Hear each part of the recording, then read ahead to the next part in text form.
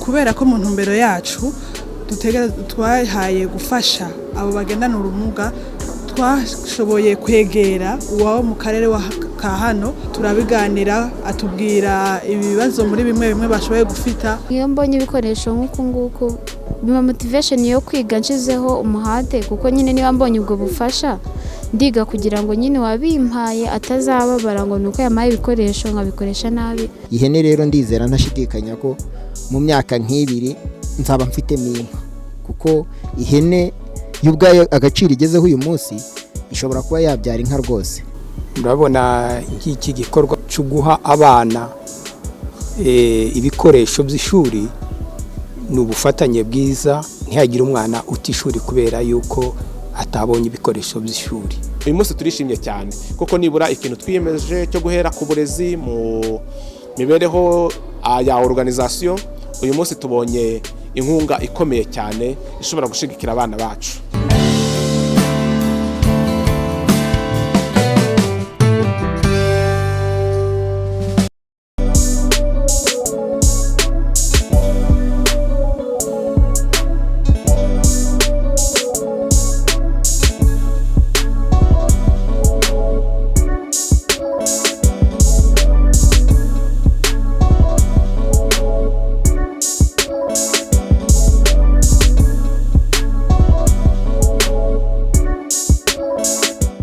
Umutoni wa Francine ni gamakane secondaire.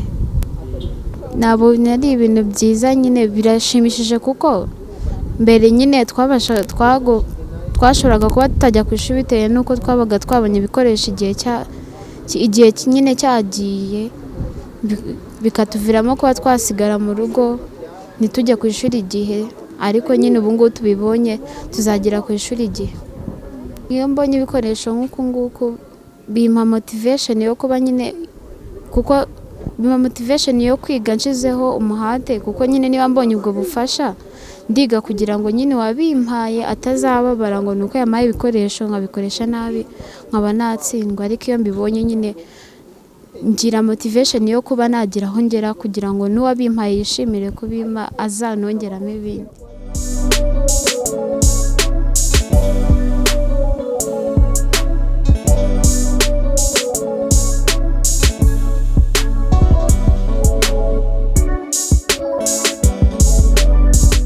Nitwa Jean Paul Ndowayezu, ndi umugabo ndubatse mfite umugore n'abana babiri. Mu by'ukuri kuba mbonye iyi hene hari icyo bigiye kumfasha. Uko urumva niba umuntu yabagaho nta tungo afite ariko muri aka kanya nkaba mfite iri tungo, ihene ishobora kuba yabyara kabiri mu mwaka, kandi kabiri mu mwaka urumva ubugizemo amafaranga menshi. Ihene rero ndizera ntashidikanya ko mu myaka nk'ibiri nzaba mfite minka kuko ihene y'ubwayo agaciro igezeho uyu munsi ishobora kuba yabyara inka rwose. Nyuma y'imyaka ibiri abazashaka bazansure bazasanga mfite inka itakiri ihene ahubwo yaravuyemo inka. Murakoze. Yego, jewe nitwa Sinkema Bella Marlene, nkabanyoboye ABRD hano mu Rwanda. ABRD ni umuryango w'abantu bagiye hamwe kugira ngo bashobore gufashanya hagati yabo, bagiye hamwe batangura nk'itsinda. Ubu rero baje gufasha hagati yabo tugafashanya hagati yacu, ariko tutibagiwe n'abagendana ubumuga, na cyane cyane nko duheje kubikora umunsi abagendana ubumuga bw'uruhu. Kubera ko mu ntumbero yacu twahaye gufasha abo bagendana ubumuga twashoboye kwegera uwabo mu karere ka hano akaba ari we twashoboye kuganira turabiganira atubwira ibibazo muri bimwe bashoboye gufita, natwe tukabona ko dushobora guterera intambwe tukagerageza kugira ngo bashobore kwiga nk'abanyeshuri bashobore kwiga, abatashoboye kwiga nabo bashobore kwifasha, na cyane cyane muri hene twashoboye gutanga. Rero ni mu ntumbero zacu zahuye n'intumbero zabo kubyo twaganiriye ko. murateganya gukomeza gukorana gute rero n'uyu muryango n'ubundi usanzwe ubitaho mu Rwanda kugira mukomeze guteza imbere imibereho y'abo bantu bafite ubumuga bw'uruhu?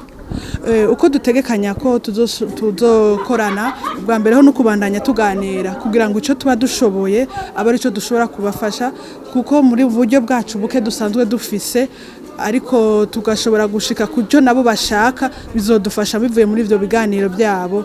Murakoze. Murakoze. Nitwa Dr. Nikodemu Hakizimana, nkaba ndi umuyobozi nshingwabikorwa w'umuryango w'abafite ubumuga bw'uruhu mu Rwanda OIPA. By'umwihariko igikorwa cy'uyu munsi rero gisobanuye iki muri uyu muryango? Murakoze cyane. Igikorwa cy'uyu munsi ni igikorwa twe dusobanura ko gishigikiye inkingi umuryango wibandaho, cyane cyane uburezi n'imibereho myiza y'abaturage.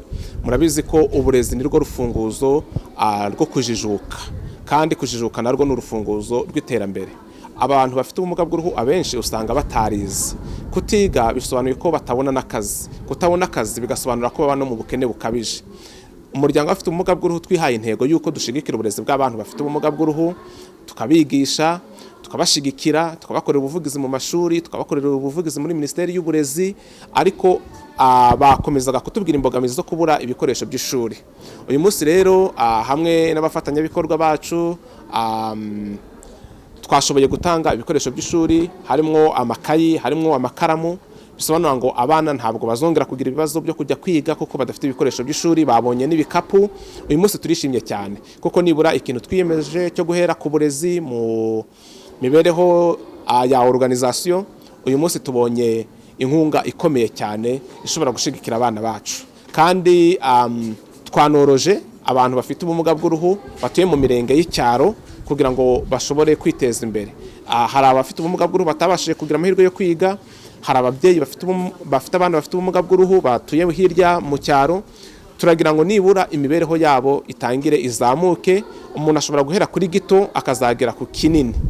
Uyu munsi rero twashoboye gushyira mu bikorwa bimwe mu by'umuryango wibandaho, harimo uburezi ndetse n'iterambere ry'umuturage.